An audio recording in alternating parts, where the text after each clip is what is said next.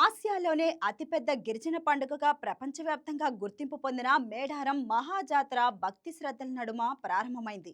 సమ్మక్క సారలమ్మ మహాజాతరగా ప్రసిద్ధి చెందిన ఈ వేడుకకు ప్రతి రెండేళ్లకోసారి తెలంగాణతో పాటు ఆంధ్రప్రదేశ్, ఛత్తీస్గఢ్, మహారాష్ట్ర తదితర రాష్ట్రాల నుంచి లక్షలాది మంది భక్తులు తరలివస్తూ ఉంటారు.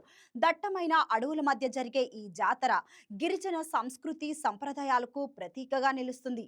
మేడారం జాతరలో అమ్మవార్లకు భక్తులు సమర్పించే ప్రధాన కానుక బెల్లం. గిరిజన సంప్రదాయంలో బెల్లాన్ని ప్రకృతి ఇచ్చిన వరంగా భావిస్తారు.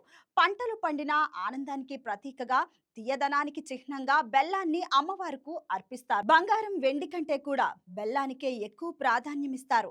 అందుకే బెల్లాన్ని నిలువెత్తు బంగారంగా గిరిజనులు గౌరవిస్తారు. తమ కోరికలు నెరవేరితే భక్తులు తమ బరువుకు సమానంగా బెల్లంతో తులాభారం వేసి సమ్మక్క సారాలమ్మకు సమర్పించడం మేడారం జాతరలో ప్రధాన ఆచారం.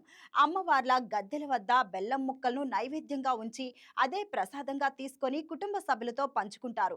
ప్రకృతి, భక్తి, విశ్వాసం మేళవించిన ఈ సంప్రదాయమే మేడారం మహాజాతరను మరింత ప్రత్యేకంగా నిలబెడుతుంది.